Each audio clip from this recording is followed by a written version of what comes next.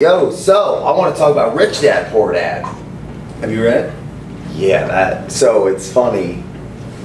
I mean, who hasn't? If I meet someone and they haven't read it, I'm skeptical if they read or not.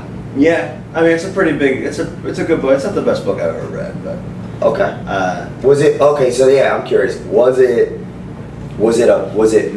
a paradigm shift for you after you read it, like it is for a lot of people, or was it something you already kind of reinforcement for me? Okay. I mean I like it, just the fact that he talks more of the broader scope of how you're supposed to kind of conceptualize money.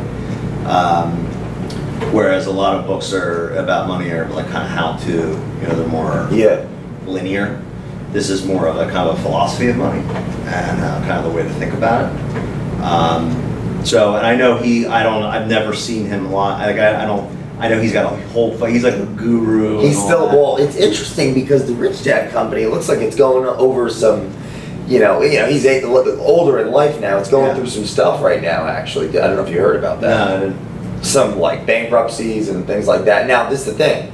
The more you read about Robert Kiyosaki, they educate people on how to go bankrupt the right way. Yeah. So, it's probably a strategy that they're using. Yeah, maybe. You look at it, and you're able to shelter some of your funds. Yeah. Now, they talk about the different mindsets in the book. The employee mindset versus the business owner mindset, and like that rich dad, poor dad. Yeah. How he has two dads and whatnot. Sure. What was your take on that? Well, I think about my dad actually, and he had just two basic rules. He said, do what you love and work for yourself.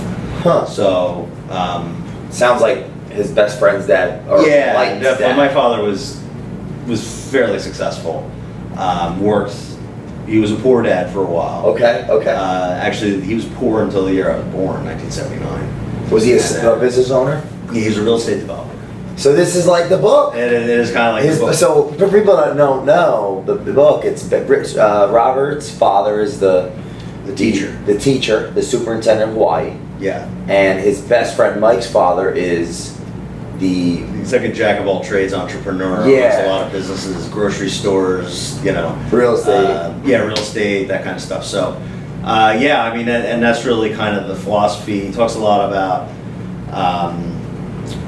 what poor dads do, which is a lot. And I think talk about Social Security and the poor mindset. Yeah. It's the mindset of how we view money. I grew up in the same in an opposite. It was like my mother worked really, really hard, but didn't invest in assets. Yeah. And then I lived in the basement of a big house where my uncle lived upstairs and did invest in assets. It was more like your dad. Sure. And then it was like, well, it's really ironic. 'Cause my father never invested in stock. Really? It was all cash, all real estate cash. Real estate. Yeah. And was it what niche? Was it like development? Development. Yeah. So he'd find parcels of land. Wow. Get them through the township, get them all approved, and then he'd sell them off to builders. Would that make you? Would you say that led to you being interested in real estate? Sure. Down the road. Yeah, through osmosis, and then Isn't my that family. Cool? His last project with my older brother was Rivercrest Golf Club in Collegeville. My family still owns that business. Yeah. And that was that was 7 parcels of land. He had to get all the 7 blocks. Then he subdivided at the time 284 lots to Toll Brothers. And they're still around. And then we still have the golf club in the family. That's so cool. But that was like kind of his lasting legacy.